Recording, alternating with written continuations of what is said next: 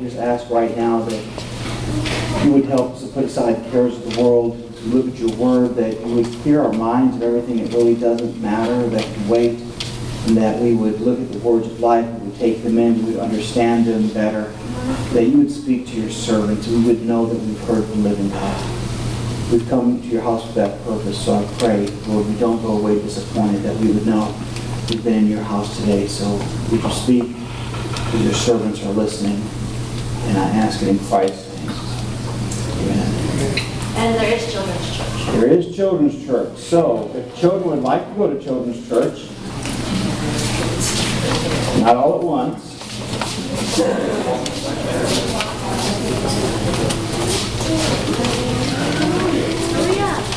Well, today we're celebrating Palm Sunday. And if I were to ask you, what is Palm Sunday anyway? And why is it such a big deal? I mean, I don't know if a lot of you have the correct answer. Maybe you do know what Palm Sunday is, why we celebrate it. Maybe you don't. I mean, what is it? I mean, it very easily could have been called something else other than Palm Sunday. It was before the Passover, and it fulfills a prophecy found in Zechariah 9:9. Now, I know Zechariah is one of those books you're into on a regular basis. You probably read it 2 or 3 times a year. Some people are like, I don't even know where it is. Well, some people would think, well, it's got to be a variant because it starts with a Z and it's alphabetical. That's not how that works either. I mean, you'd be surprised how many people don't know the books of the Bible and where they're at. And if you asked them where Zechariah was, they would immediately turn to the very end of the Bible because it starts with a Z. It's in the Old Testament, so you'd be close if you turn to the end of that. But Zechariah 9:9, it's on the screen, and it's right, a little bit before Matthew, but in the screen. So on the screen, Zechariah 9:9 will be showing for you.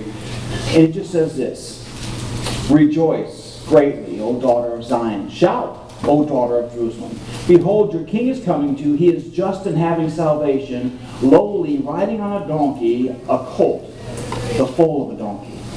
Now, this was an ancient, if you will, prophecy, but it's a messianic prophecy.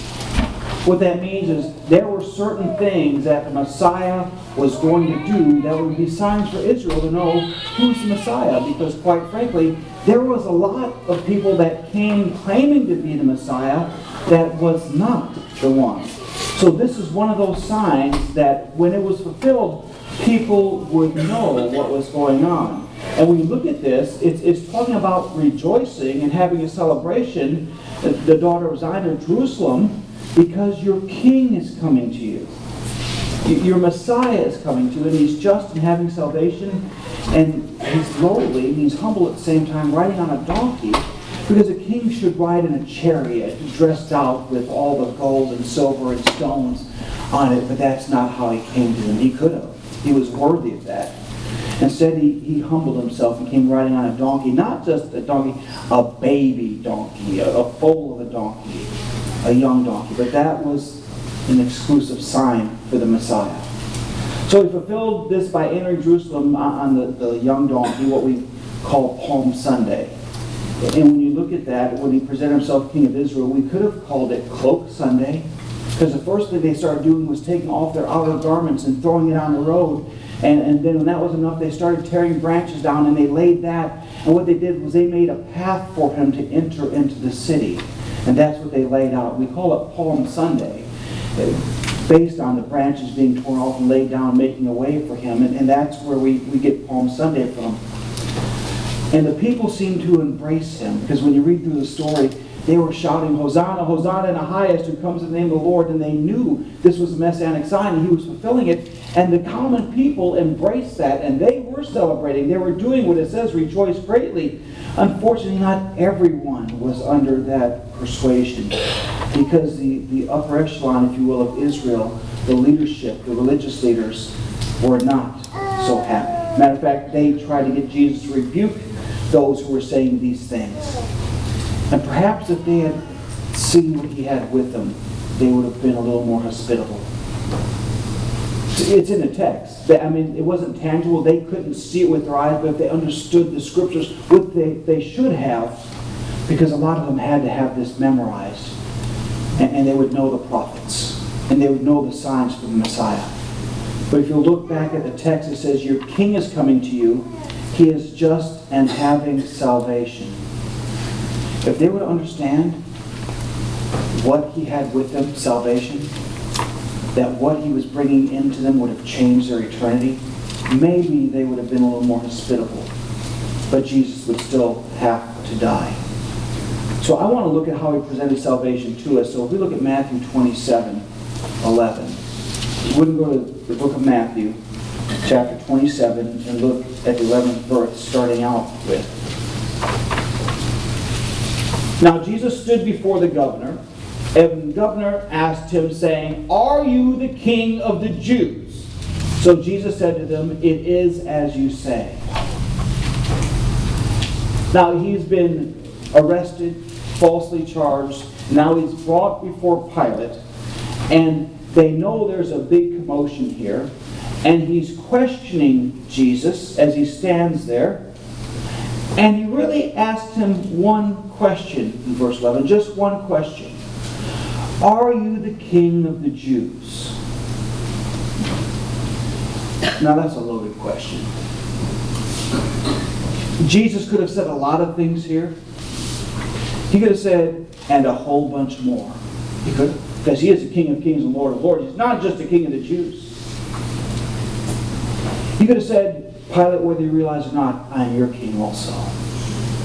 Bow to me. He could have said that. He didn't. He just simply says, it is as you say. Yes, I am. See, Pilate wanted to know, are you who they say you are? He goes, yes, I am. I am. I am their king. They don't know it. They don't get it. They will. But they don't understand who I am. Matter of fact, they haven't since I came here. They've misunderstood me from the time I was born in the manger all the way up to now. They haven't got it. They don't know who I am. Some of them. Well, if you look at 12 through 14 and 27, it says, while he was being accused by the chief priests and the elders, he answered nothing. And Pilate said to him, do you not hear how many things they testify against you? But he answered him not one word, so that the governor marveled greatly. He asked him a question, are you the king of the Jews? He said, yes, it's as you say. And then all these chief priests and the elders are just belting him with accusations and spewing out all these false trump charges against him. And they're spitting mad. If you've ever seen anyone spitting mad, they're talking and yelling and their stuff's flying out of their mouth. They don't care to get on people because they're just so filled with venom and rage that they're just everything they can think of to say against him in a fit of rage. That's what they're saying. And he says nothing back. To the point that Pilate says, are you deaf, Jesus? Do you not hear what they're saying about you? You're not going to say anything at all? No defense to this? Because that is the longest rap sheet I have ever heard in my life. All these charges they have against you, if they're all true, you'll be sentenced to death. Don't you have anything to say? And he answered them not one word. To the point that Pilate's looking at Jesus, and it says that he's greatly amazed. He's marveled. There's something different about this person. See, Pilate has put hundreds and hundreds of people to death. And when people come before him, they have the charges of death trumped against them, they all have the same reaction. They all start to beg and plead for their life. They say, I'm innocent, I haven't done it, all those are false. Let me plead my case. They all beg for either mercy or innocence. And he looks at this Jesus who claims to be the King of the Jews, and here he is calm and peaceful.